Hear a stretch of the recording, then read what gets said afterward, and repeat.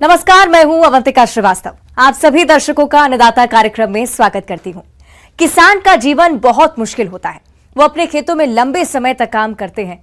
उसका ध्यान सदैव फसल में ही लगा रहता है। अपनी कड़ी मेहनत की ताकत पर अपना जीवन व्यतीत करते हैं।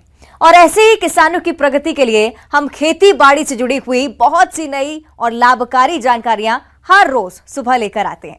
तो चलिए कार्यक्रम शुरू करते हैं। पहले देखते हैं क्या है आज के अन्नदाता में। अधिक उत्पादन के लिए अमरूद के पुराने बागों की देखरेख।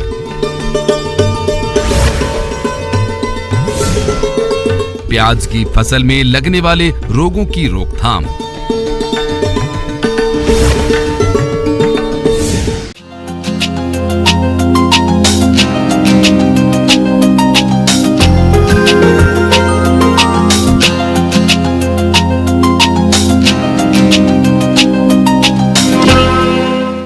हमारे प्रदेश के अनेक किसान भाई अमरूद के बगीचे लगाकर अच्छा लाभ कमाते हैं, लेकिन अधिक पुराने पेड़ होने पर उनके फल उत्पादकता कम हो जाती है और कीट रोगों का प्रकोप भी अधिक होने लगता है।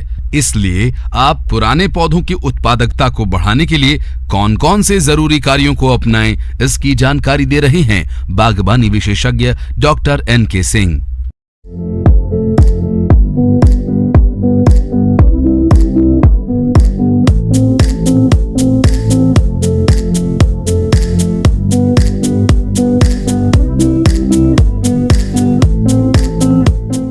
किसान भाइयों, मध्य प्रदेश के लिए अमरूद की फसल एक नकदी फसल है और अमरूद की फसल में हमें अच्छा मुनाफा प्राप्त होता है।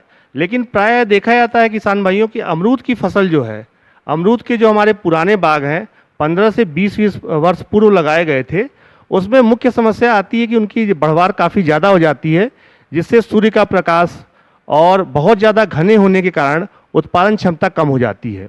तो ऐसे जो हमारे किसान भाई जो अमरूद, जिसको हम भी फल भी बोलते हैं, ऐसे जो हमारे पुराने और अनुत्पादक अमरूद के बगीचे हैं जो 15 से 20 वर्ष पुराने हो चुके हैं, जो हमारी 3 से 4 मुख्य शाखाओं को छोड़ते हुए पूरी शाखाओं की कटाई कर देते हैं। मुंडन, एक तरीके से हम मुंडन कर देते हैं। केवल 3 से 4 जो हमारी मोटी शाखाएं रहते हैं उनको छोड़ते हुए पूरी शाखाओं को काट देते हैं। इसमें जो मुख्य बात होती है कटाई के समय में, ये ध्यान देना चाहिए कि जब हम कटाई का कार्य करते हैं तो आरी से या इलेक्ट्रिक चेनसा आती है उसके द्वारा किया जाता है। इसमें कभी भी हम ऊपर से जब कटाई करते हैं तो हमारी शाखाएं, जो मोटी शाखाएं रहती हैं, उनके फटने का डर रहता है। तो इसमें सबसे ज़्यादा ध्यान देना है कि पहले जो हम कटाई का कार्य करते हैं उसको नीचे से कटाई करें, ताकि उसके बाद जब हम ऊपर से काटेंगे तो एक समान कटना चाहिए। अगर हमारी शाखाएँ फटते हैं तो फिर उसके बाद नए कल्ले निकलना मुश्किल हो जाता है। साथ ही कटाई के बाद देसी गाय के गोबर का लेप लगा दें, या दूसरा अगर चाहे तो कॉपर ऑक्सीक्लोराइड दवा आती है, उस दवा को हम घोल के उसका लेप लगा सकते हैं, ताकि हमारी जो कटे हुए भाग पे उस पर किसी प्रकार का इन्फेक्शन पैदा न हो। इसके बाद जैसा कि अमरूद में हम लोग देखते हैं, बिही में हमेशा बिही में नए शाखाओं पे ज़्यादा से ज़्यादा फल लगते हैं। तो किसान भाइयों, जब हम इस प्रकार से हमारे जो पुराने अनुत्पादक बाग हैं, अगर हम कटाई छटाई कर देते तो ये पुनः नए बाग के रूप में इस्टेब्लिश हो जाते हैं और फिर से जैसे ये नए बाग स्थापित किए जाते हैं उस प्रकार से इनकी उत्पादन क्षमता बढ़ जाती है।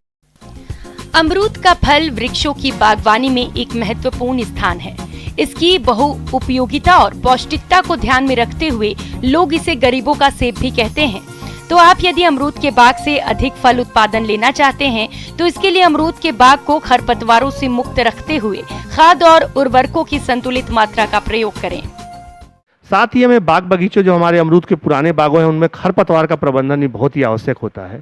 तो जो भी हमारे खरपतवार, गाजर घास की समस्या कई जगह रहती है, कई जगह घास फूस रहती हैं, झाड़ियाँ उग जाती हैं, इन खरपतवारों को हमें तलवार के माध्यम से निदाई गुड़ाई करके अलग कर देना चाहिए, ताकि हमारे बाग साफ सुरक्षित रहेंगे तो उत्पादन अच्छा रहेगा। और अगर ज़्यादा दूरी पे हमारे बाग जो लगे हैं, पुराने बाग हमारे, उसमें काफ़ी अच्छी दूरी रहती है पौधों से पौधों, कतार की कतार, ऐसे बगीचों में हम ट्रैक्टर के द्वारा जुताई कर देते हैं, तो उससे भी हमारे जो खरपतवार है वो नष्ट हो जाते हैं और अंदर तक की हमारी जो मिट्टी है उससे जुताई हो जाने से पोषक तत्वों का समुचित उपयोग पौधों को उपलब्ध हो पाता है। दूसरा जो मुख्य बात है कि जब कटाई का कार्य करने के उपरांत किसान भाइयों, हमें थाला बनाना अत्यंत आवश्यक रहता है। तो हमारी जो कैनोपी रहती है उसकी छाया जहाँ तक जाती है उस जगह से हमें थाले का, गोलाई में थाला बनाना अत्यंत आवश्यक रहता है। निदाई गुड़ाई करके जब हम थाले का बनाने का कार्य पूर्ण कर लेते हैं, उसके बाद जब हमारा बारिश का समय शुरू होता है तो उस समय किसान भाइयों 30 से 40 किलो अच्छी सड़ी पकी गोबर की खाद, अगर नीम की खली की उपलब्धता है तो 4 से 5 किलो नीम की खली, और साथ में यूरिया की जो मात्रा है वो हमें देनी चाहिए 1 किलो यूरिया और 500 ग्राम म्यूरेट ऑफ पोटाश देना चाहिए, ताकि फिर से नए कल्ले जो है बारिश के जैसे ही बारिश शुरुआत होती है उसमें से नए कल्लों का सृजन होना शुरुआत हो जाती है। और जब सितंबर का महीना आता है किसान भाइयों तो हमें पुनः सिंगल सुपर फास्फेट और म्यूरेट ऑफ पोटाश करीब 1.5 किलोग्राम सिंगल सुपर फास्फेट और 500 ग्राम म्यूरेट ऑफ पोटाश देने से हमारे जो नए कल्ले हैं वो तीव्र गति से निकलते हैं, और जैसे ही हमारे नए कल्ले निकलते हैं उनको पुनः हमें 50% कटाई कर देना चाहिए ताकि अगल बगल से और साले कल्ले निकले। किसान भाइयों, अमरूद के बाग में कभी कभी कीट और रोग भी लगते हैं, जिसकी वजह से फल उत्पादन में भारी कमी देखी जाती है और किसान भाइयों को आर्थिक हानि का सामना करना पड़ता है। इसीलिए आप इनकी पहचान कर समय रहते नियंत्रण जरूर करें। साथ ही किसान भाइयों, इंडरबेला, जो अमरूद के बगीचों में इंडरबेला एक प्रमुख कीट है, जिसमें जो कि जब हम तने के पास देखते हैं तो उसका स्क्रीटा दिखाई देता है। ऐसी जगहों पे तने में वो खोखला बना देती है और हमारा पौधा अमरूद का एकदम बिही का पौधा कमजोर कर देती है। तो जहाँ जहाँ इंडरबेला का प्रकोप दिखता है, स्क्रीटा दिखता है, वहाँ हमें स्पोक के सहायता से अंदर साफ सफाई करके और रुई के फाहे में डाइक्लोरोवास दवा आती है नुआन, उसमें डिप करके रुई के फाहे को दवा में घोल के डुबो के और अंदर उस छेद में भर के और मिट्टी का लेप लगाना चाहिए। अगर हम चाहें तो मिट्टी के तेल में भी रुई के फाहे को डुबो के और अंदर डाल के सुराखों में और ऊपर मिट्टी का लेप लगा के बंद कर देते हैं तो इंडरबेला कीट जो है अंदर ही मर जाता है और हमारा पौधा के तने का भाग सुरक्षित हो जाता है। किसान भाइयों, अमरूद की फसल में ओगरा, जिसको हम विल्ट बोलते हैं, उकठा रोग की बहुत ही वृहद समस्या आती है। कई बार देखा जाता है कि पूरा का पूरा बगीचा सूख जाता है। ऐसी अवस्था में जहाँ हमारे उकठा के प्रकोप होता है, अगर हमें जो पुराने बगीचे हैं और उसमें 1-2 पौधे दिखाई दें उकठा के, तो उनको हमें तुरंत खेत से अलग कर देना चाहिए। ऐसे रोगग्रस्त उकठा के ग्रसित पौधों को खेत से अलग कर देना चाहिए। अभी बारिश के पूर्व हमें जो हमारे पुराने बगीचे हैं अमरूद के, उसमें एक छिड़काव हमें कॉपर ऑक्सीक्लोराइड COC दवा आती है, 35 से 40 ग्राम दवा 15 लीटर पानी में घोल के छिड़काव करना चाहिए। अगर ये दवा उपलब्ध नहीं होती तो रिडोमिल MZ दवा आती है, उसका हमें 30 ग्राम दवा 15 लीटर पानी में घोल के छिड़काव करना चाहिए, क्योंकि जब हम अपन फसल को सुरक्षित करेंगे तभी हमें अच्छा उत्पादन मिलेगा। और अमरूद की फसल एक ऐसी नकदी फसल है जो आने वाले समय में हमें अच्छा लाभ दे सकती है। किसान भाइयों, अभी तक आपने खेती से जुड़े हुए कुछ उपयोगी जानकारियां देखी। अब लेते हैं एक छोटा सा ब्रेक, जल्दी लौटेंगे और कार्यक्रम में आगे भी हैं खेती बाड़ी से जुड़ी महत्वपूर्ण जानकारियां, तो बने रहिए हमारे साथ।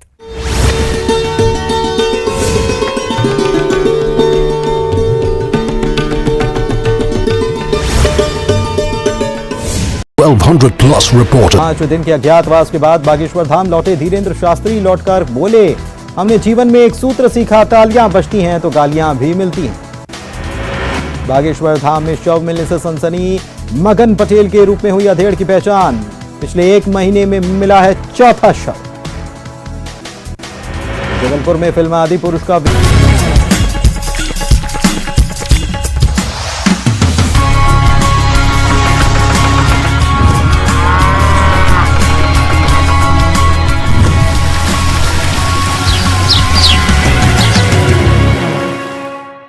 ब्रेक के बाद आप सभी दर्शकों का अन्नदाता में स्वागत है। चलिए अब रुक करते हैं अगली कड़ी की ओर।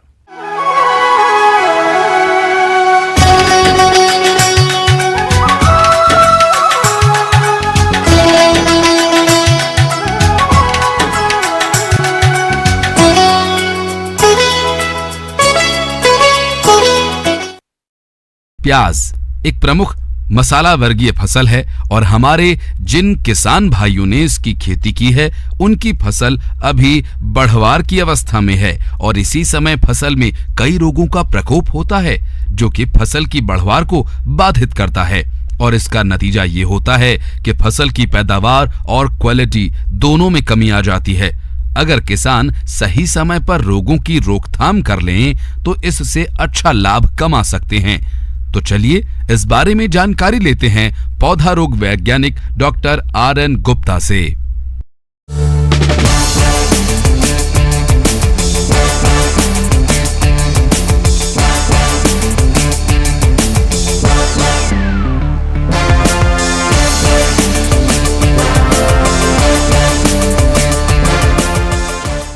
जैसा कि जानते हैं कि प्याज हमारे लिए एक महत्वपूर्ण खरीफ फसल है, जो कि हमारे क्षेत्रों में काफ़ी इसको उगाया जाता है।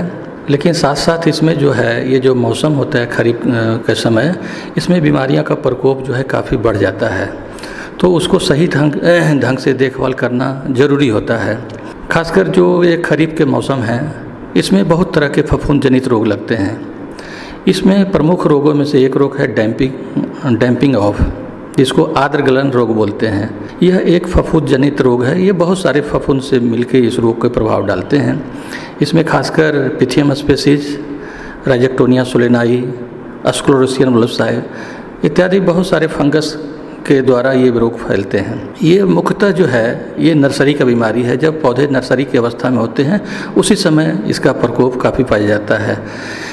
इस रोग के जो लक्षण होते हैं, इसमें जो कॉलर रीजन होता है जहाँ पे तना और जड़ मिलते हैं, उस जगह पे रॉटिंग होती है, मतलब सड़ना शुरू होता है और कालांतर में पत्तियाँ पीली हो जाती है और पौधे कोलैप्स कर जाते हैं, गिर जाते हैं और पौधे अंततः मर जाते हैं। तो इस तरह से हम इस रोग को पहचान कर लेते हैं। जहाँ तक रही इसकी प्रबंधन की बात, तो प्रबंधन करने के लिए सबसे पहले हमको सीड ट्रीटमेंट करना ज़रूरी है, क्योंकि ये बीज के द्वारा फैलते हैं। तो बीज उपचार करने के लिए मेटाइलेक्जिल या कैप्टान नामक दवा आती है, उसका 2 ग्राम प्रति किलो बीज के हिसाब से हमको उपचारित करके लगाना है। दूसरा, जब बीमारी जब लगती है तो एक बात का ख्याल रखना है कि खेतों में बहुत ज़्यादा नमी न बना रहे, इसलिए हमेशा ड्रेंचिंग करना है, पानी का निकास कर देना है। उन खेतों में जहाँ पे ये बीमारी की समस्या ज़्यादा होती है वहाँ पे सॉइल का ड्रेंचिंग करते हैं। खासकर फंजीसाइड जो है मेटाइलेक्जिल 2.5 ग्राम प्रति लीटर के हिसाब से, या कॉपर ऑक्सीक्लोराइड की दवा जो होता है 3 ग्राम प्रति लीटर के हिसाब से हम उसको ड्रेंचिंग कर देते हैं सॉइल का। तो इससे इस बीमारी के प्रकोप को कम किया जा सकता है। प्याज का श्याम वर्ण यानी काला धब्बा रोग के प्रारंभ में पत्तियों के बाहरी भाग पर जमीन से लगने वाले भाग में राख के रंग के चकत्ते बन जाते हैं, जो बाद में बढ़ जाते हैं तथा संपूर्ण पत्तियों पर काले रंग के उभार दिखने लगते हैं। ये उभार गोलाकार होते हैं। इससे प्रभावित पत्तियां मुरझाकर मुड़ जाती है। इसके नियंत्रण के लिए मैकोजेब 2.5 प्रति लीटर पानी में घोलकर फसल पर छिड़काव करें। खेत में जल निकासी की सही व्यवस्था रखें। साथ ही फसल में संतुलित मात्रा में उर्वरकों का प्रयोग करें। और रही बात दूसरी बीमारी जो प्रमुख है, वो पर्पल ब्लॉच बीमारी बोलते हैं, जिसको बैगनी धब्बा रोग बोलते हैं। ये अल्टरनेरिया पुराई नामक फफूंद के द्वारा होता है। इस रोग के जो लक्षण हैं पत्तियों पर दिखाई पड़ते हैं और कालांतर में जब इसमें फूल बनते हैं तो फूल के डंठल पर भी इसके प्रकोप को देखा गया है।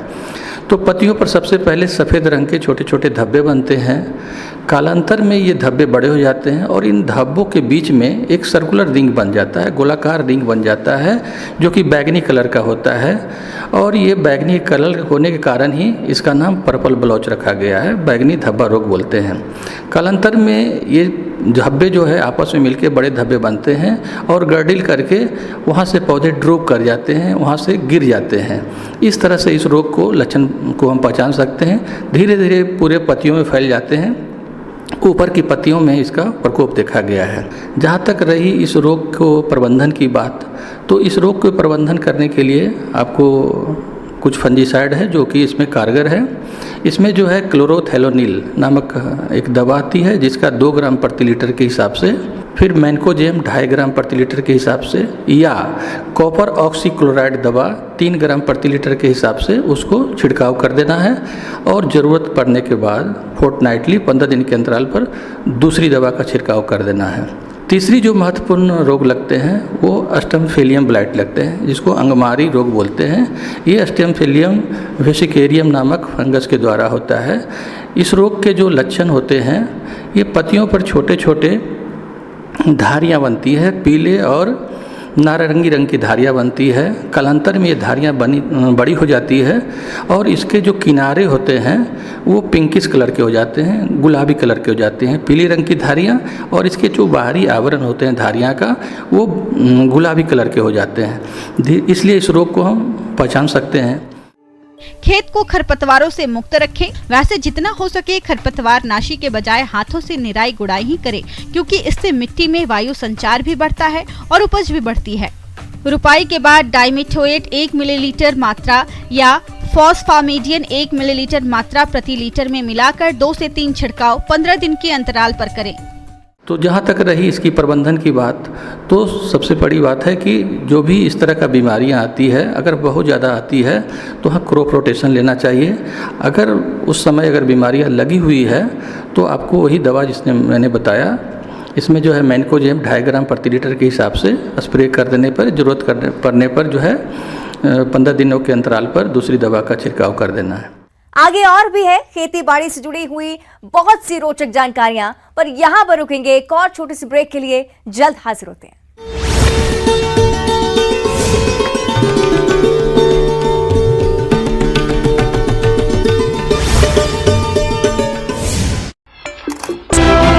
हिंदू संगठनों ने संयुक्त रूप से किया प्रदर्शन।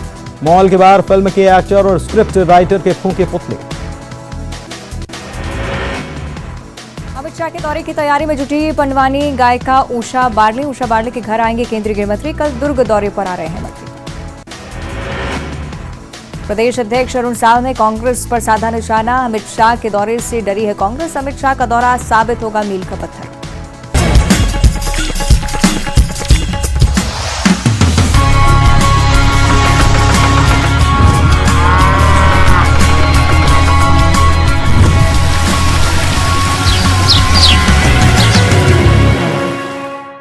ब्रेक के बाद एक बार फिर से आप सभी दर्शकों का अन्नदाता कार्यक्रम में स्वागत है। बढ़ते हैं अगली प्रस्तुति की ओर।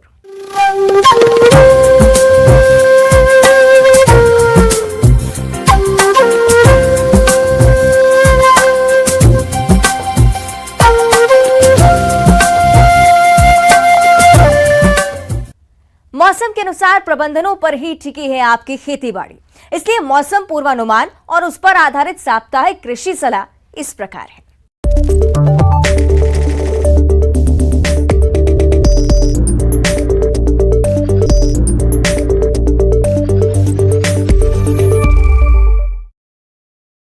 ग्रामीण कृषि मौसम सेवा, भारत मौसम विज्ञान विभाग, जवाहरलाल नेहरू कृषि विश्वविद्यालय, आंचलिक कृषि अनुसंधान जबलपुर द्वारा भेजे गए मौसम पूर्वानुमान रिपोर्ट के आधार पर जिला जबलपुर और इससे लगे जिलों के किसान भाइयों को सलाह दी जाती है कि इन क्षेत्रों में आज और कल भारी वर्षा की संभावना है।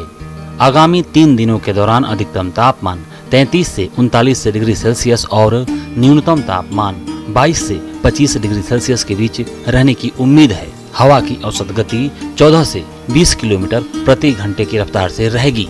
ऐसे में इन क्षेत्रों के किसान भाइयों को सलाह दी जाती है कि खरीफ सीजन को देखते हुए किसानों को सलाह दी जाती है कि बीज उर्वरक आदि की व्यवस्था सुनिश्चित कर लें। सहकारी समितियों में प्रमाणित बीज और रासायनिक उर्वरक उपलब्ध हैं। किसान इन आदानों का उपयोग अपनी कृषि जरूरतों के लिए कर सकते हैं। किसानों को सलाह दी जाती है कि वे अपने खेत में पानी बचाने के लिए तालाब बनवाएं और जल संरक्षण के लिए बांधों की मरम्मत करें।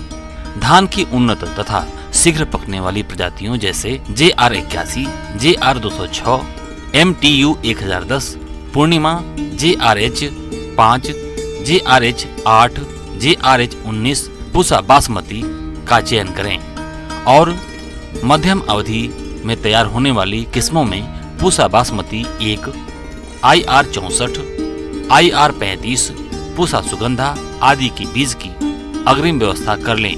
जितने एरिया में धान का रोपण करना हो उसके 20वां भाग पर नर्सरी लगाएं।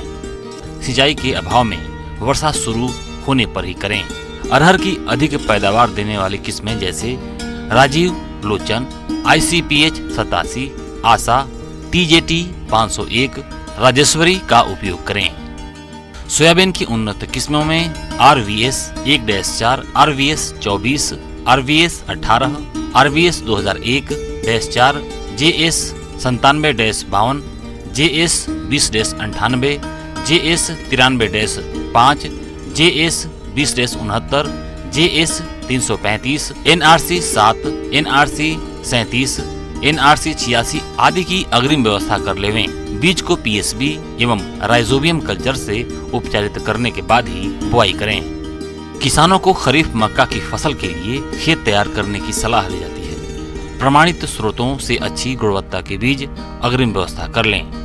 पंक्ति से पंक्ति की दूरी 60 से 75 सेंटीमीटर और पौधे से पौधे की दूरी 18 से 25 सेंटीमीटर रखें। अधिक उपज देने वाली किस्में जैसे JM 216 और संकर मक्का जैसे जवाहर मक्का hybrid 1, HQPM 1, HQPM 3, JK MH 4545, Surbhi PSC 745 आदि का उपयोग करें। बीज उपचार के लिए कार्बेंडाजिम 2 ग्राम और इमिडाक्लोप्रिड 2 ग्राम प्रति किलोग्राम बीज की दर से करना चाहिए। और किसान भाई अपनी सुविधा के अनुसार अंकुरण परीक्षण भी कर सकते हैं, जिससे खेतों में स्वस्थ पौधों की अधिकतम संख्या प्राप्त की जा सके। नींबू के बाग में साइट्रस कैंकर या एंथ्रेक्नोज को नियंत्रित करने के लिए किसानों को कॉपर ऑक्सीक्लोराइड 50 WP की 2.5 ग्राम मात्रा प्रति लीटर पानी की दर से घोल बनाकर छिड़काव करने की सलाह दी जाती है। 10 से 15 दिन बाद यह छिड़काव दोबारा कर सकते हैं। मौसम की स्थिति को देखते हुए खुरपका मुहपका रोग फैलने की आशंका है। पशुओं में रोग के बचाव के लिए टीकाकरण करवाएं। टीकाकरण करवाने का यह सही समय है। सूखा चारा दिन में 2 बार दें। समय समय पर पशुओं को पीने के लिए पानी उपलब्ध कराएं। पशु चिकित्सक से संपर्क कर अपने मवेशियों को गला घोंटू एवं लंगड़ी रोग का टीकाकरण करवाएं।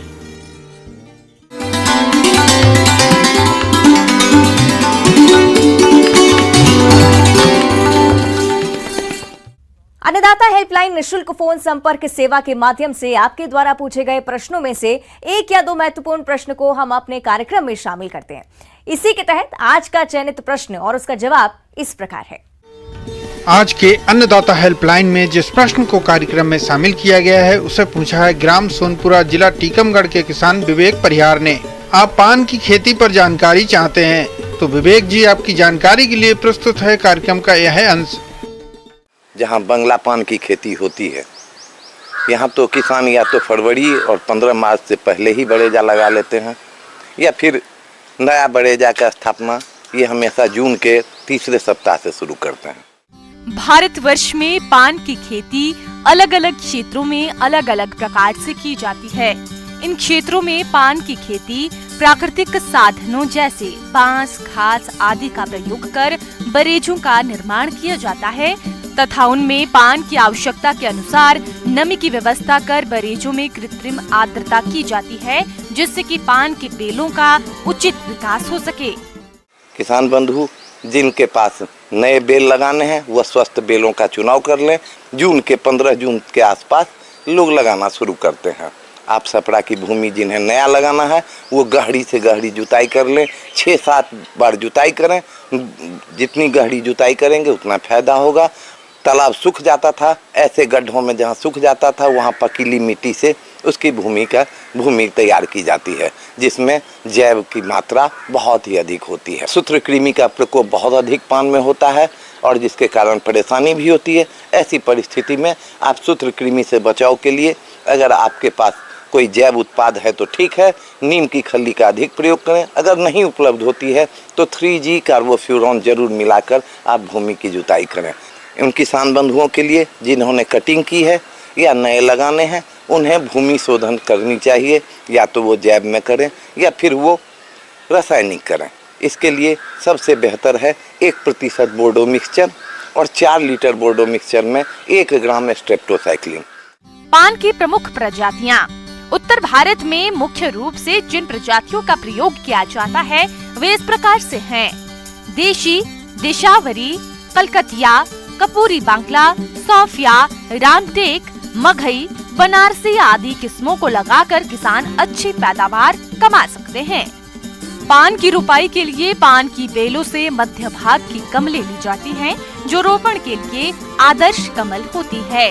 पान की बेल में अंकुरण व प्रबंधन अच्छा हो, इसके लिए पान के कमलों को घास से अच्छी प्रकार से मल्चिंग करते हुए ढकते हैं व 3 समय पानी का छिड़काव करते हैं। पौध को उपचारित करने के लिए 50% बोडा मिश्रण के साथ 500 ppm स्ट्रेप्टोसाइक्लिन का प्रयोग करते हैं। उसके बाद बुआई के पूर्व भी उक्त मिश्रण का प्रयोग बेलों को फफूंद व जीवाणुओं से बचाने के लिए किया जाता है। पान बड़ेजा रखने वाले किसानों के लिए यह समय उनके उत्पादन के लिए बहुत ही हितकारी है। अगर ये समय में वो अपने बड़ेजा के सपड़ा की भूमि को खूब अच्छे ढंग से तैयार कर लें। उर्वरक की मात्रा जैव के रूप में दें। 1 एकड़ भूमि के लिए 5 क्विंटल 25 किलो कम से कम प्रति कट्ठे की दर से उनको अपने ज़मीन में डालनी। जिनके पास उपलब्धता कम है या जिनके इलाके में उपलब्ध कम है, वहाँ वो उसकी क्षतिपूर्ति रासायनिक खादों से कर सकते हैं, जिसके लिए सिंगल सुपर फॉस्फेट, नाइट्रोजन और फास्फोरस तीनों चीज़ों की आवश्यकता पड़ती है। पान की फसल की अच्छी खेतों के लिए पंक्ति से पंक्ति की उचित दूरी रखना आवश्यक है।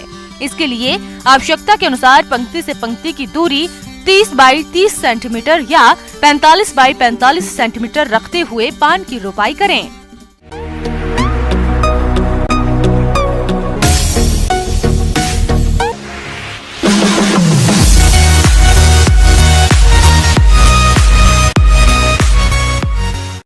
आइए अब एक नजर डालते हैं राज्य के कुछ चुनी हुई मंडियों के प्रमुख फसलों के बाजार भाव पर।